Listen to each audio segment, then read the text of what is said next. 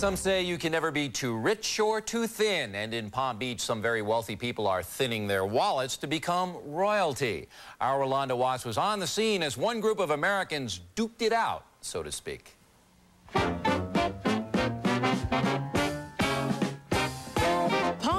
Florida, the hub of America's super rich and super high society. Society is our major industry. I mean, other towns have paper mills. We have society.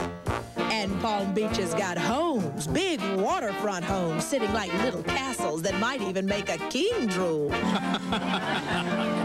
And inside on a balmy night, why, you might even find a swanky poolside cocktail party, complete with chit-chat about the area's rich and famous. Do you know that she did 2.5 years of Burt Reynolds, and her book is coming out in September? Oh. On Burt.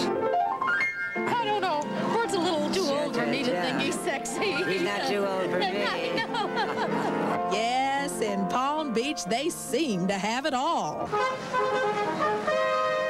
And now, why, Palm Beach has even got royalty. Meet the man who calls himself His Imperial and Royal Highness Prince Henri Paléologue of France and his wife, Princess Françoise. Although they do not live in Palm Beach, the couple often travels there, so Paléologue can grant royal titles. Every year, he gives them out to about a dozen of his wealthy friends in an elaborate private knighting ceremony like this one. A right, he claims, he has because of his royal title and his royal blood. In the name of Almighty God, by St. Michael, St. George, and St. John, I W. Knight. Be valiant. Prince Paléologue, also known as the top royal title granter for the Imperial House of Byzantine, has so far knighted about 100 Palm Beachers. Why, there's counts and dukes, barons, knights, dames, and earls, all kinds of folks found in these parts. People Paléologue calls respectable, generous when it comes to charities, and who also each paid a $5,000 fee for his operating costs, costs which entitle the knighted to a red ribbon medallion, symbolizing their newfound royalty. He says with that title comes responsibility. Nobility means work, means to be helpful, means to be charitable, means to do something good. Those knighted by Paléologue are apparently getting a deal. Some title brokers are known to charge more than $20,000 per title. One Illinois man reportedly spent $200,000 just to be called a prince. If you had a title and I didn't, you'd get a better seat at a party than I would. You get more recognition, you get more... Your picture would probably be taken more times, that kind of thing. So it's more a social thing. It's a strictly social thing. America is a free country, and anybody has the choice of being whatever they want to be. Yeah, but nobility in America? Why? I just feel so special. You know, I'm really privileged. Privileged, okay, but royal? You feel welcome, you feel warm, you feel a member of a family. You get the respect that you deserve. But there are some drawbacks to being bestowed a royal title, namely having to answer to some royal criticism. And we met with some of the critics here in Palm Beach, those who call this group status-starved Americans, seduced by the prestige of nobility. Others who are quick to point out that their royal titles are no more valid than mail-order college degrees. It's a joke. Count Jean de la Musée claims that he is the real thing, a direct descendant of the French royal family. I think it's a violation of history. I think there's something magical about nobility. And I think those people rape it.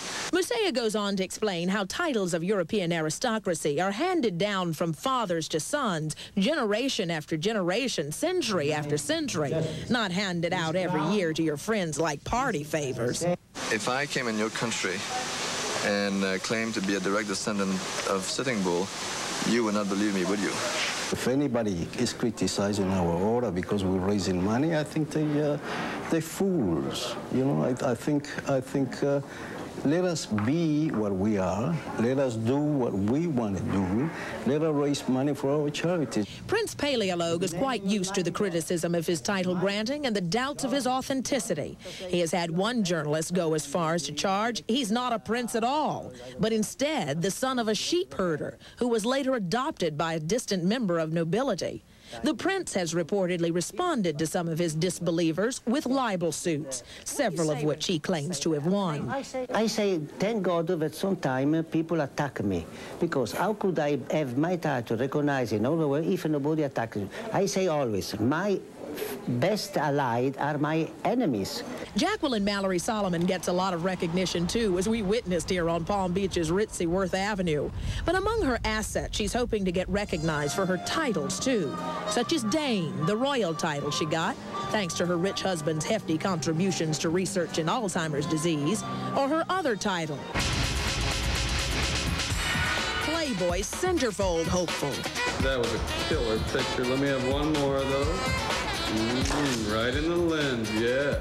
In fact, the night Jacqueline was knighted a Dame, she was hoping it would bring her fame. I've never been so honored. I've been in plenty of beauty pageants, and I've won pageants, and this has just really moved me onto the next level of my life. Yeah, lady, I think they might agree. You are quite a dame.